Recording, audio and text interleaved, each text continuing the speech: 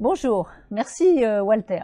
Je vais vous parler de mentorat, car je pense que c'est très important pour le lionisme. Il est de notre devoir, me semble-t-il, d'être le mentor d'autres lions, surtout nous, les plus anciens dans le mouvement. Car il y a des lions formidables parmi nous, qui pourraient apporter beaucoup à notre mouvement, mais qui ne le savent pas, qui n'en ont pas l'idée. Ils sont dans leur club pour servir, ils sont bien, car ils ont lié des amitiés, et cela leur suffit. Première chose à savoir, le mentorat, c'est très différent du coaching. Le coaching, c'est un accompagnement personnalisé qui permet d'aider un membre à définir et à atteindre ses objectifs, développer des compétences ou en acquérir de nouvelles, améliorer sa performance, développer ses potentialités.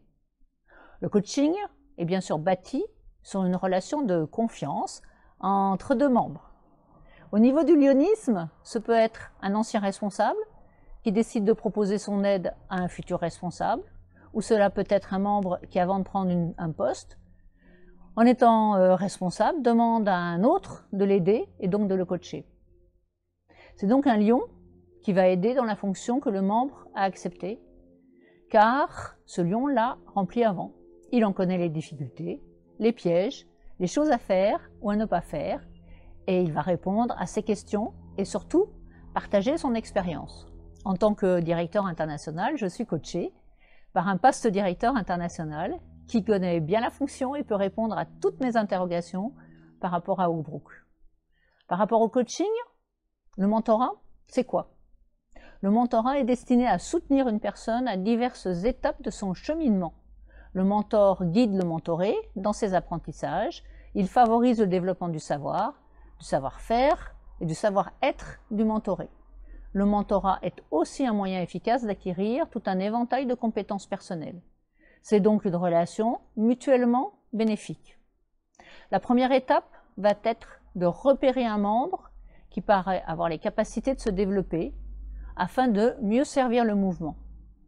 Le mentor va donc l'approcher, discuter avec lui expliquer en quoi consistent certaines fonctions, le pousser, lui faire confiance, lui donner envie de s'investir différemment dans le mouvement. C'est donc une relation informelle, amicale, qui porte sur la place de la personne dans l'organisme. Je vais prendre deux exemples pour illustrer. Celui de notre immédiate présidente internationale, Gudrun Vatotir, après lui avoir demandé l'autorisation, et le mien. Son mentor a été Jean Béard, à l'époque où il était vice-international président. Et il a joué un rôle très important pour elle, car il avait découvert qu'elle avait du potentiel. Il l'a mise sans arrêt au défi de réaliser des challenges, lui a confié des tâches et des postes importants et lui a offert de très nombreuses opportunités. Elle dit elle-même qu'elle les a acceptées, a travaillé très dur et a développé de nouvelles compétences. Quelques faits. La première fois que Jean Béard a rencontré Gudrun, c'était dans un institut du leadership en Europe en 1999 où elle était formatrice. Comme il a aimé ce qu'il a vu, il lui a demandé l'année d'après d'être responsable de la formation de cet institut. Ce fut le début de son mentorat. Parfois, Gudrun lui disait qu'elle ne pouvait pas, car elle avait d'autres plans, et sa réponse était de les changer, car c'était important pour le lionisme. Et elle le faisait.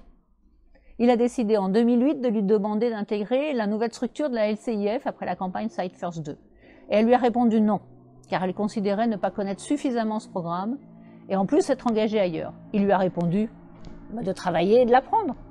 Elle a fini donc par dire oui. C'est ça un mentor, repérer quelqu'un, croire en lui, le pousser, l'amener à prendre des responsabilités auxquelles il ne pensait pas. Passons à mon exemple, car j'ai eu la chance de bénéficier de deux mentors, l'un étant malheureusement décédé. Étant investi dans le monde associatif, j'ai été repéré par un vice-président du conseil qui m'a amené à venir travailler avec lui pour des actions précises. Puis, il m'a proposé de rentrer dans un nouveau club qu'il créait, le premier club mixte de Toulouse. Une fois dans son club, il n'a eu de cesse de me pousser, de me motiver à devenir par exemple présidente de la commission internationale, puis très rapidement présidente du club.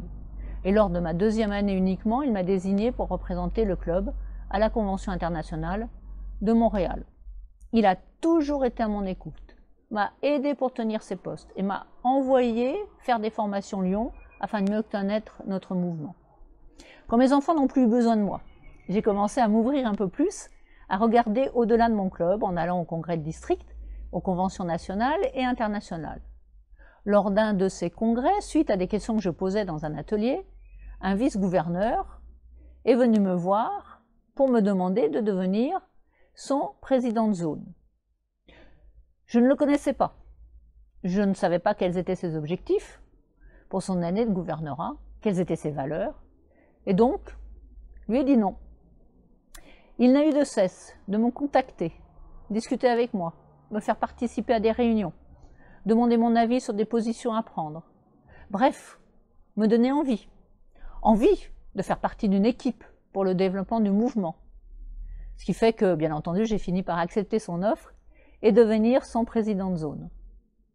Un jour, lors d'une séance de travail, il m'a dit qu'il voulait que je réfléchisse à proposer ma candidature comme gouverneur, car il m'avait vu fonctionner et pensait que j'en avais les capacités.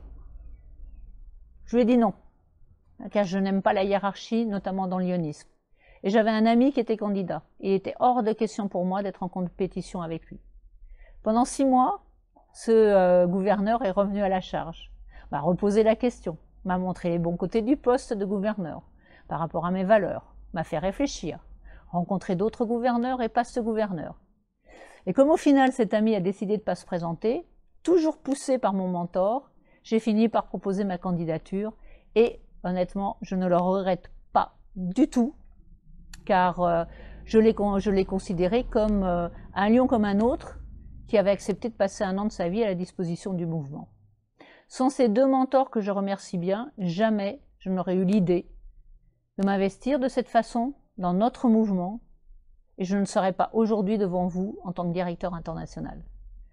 Donc, chacun de nous doit, à mon avis, être le mentor d'un autre lion pour lui donner envie de prendre des responsabilités, de l'aider à avancer dans son histoire et sa relation avec le mouvement. Car beaucoup d'entre nous n'y pensons pas, alors que nous en avons les capacités. Il faut avoir envie de repérer des plus jeunes qui ont ce potentiel, ce dévouement. Il faut être ouvert aux autres pour être mentor. C'est avec ce travail de mentor qu'on va pouvoir rajeunir nos responsables. Car il n'y a pas besoin d'avoir de multiples années de lyonisme pour prendre des responsabilités. En étant mentor, on fait confiance à des lions plus jeunes sans attendre de retour, et c'est ça qui est important, qui deviendra au fil du temps un ami, car une relation étroite se crée entre le mentor et le mentoré. Être mentor, c'est un plaisir immense d'avoir su repérer quelqu'un qui a su amener sa pierre à l'édifice en prenant des responsabilités, d'avoir su déceler quelqu'un qui va être utile au mouvement, de quelque part l'avoir fait grandir et peut-être même lui avoir permis d'exprimer complètement sa personnalité. Être mentor, c'est la fierté de le voir réussir son challenge. Être mentor est riche de sens, donc motivant et valorisant. Être mentor est indissociable d'être lion pour moi. Et je reprends des paroles d'un de mes mentors. C'est une éthique de vie, une forme d'attention à l'autre, de don de soi, d'être utile dans le conseil et la transmission. Alors, n'hésitez pas, devenez mentor des plus jeunes et de jeunes.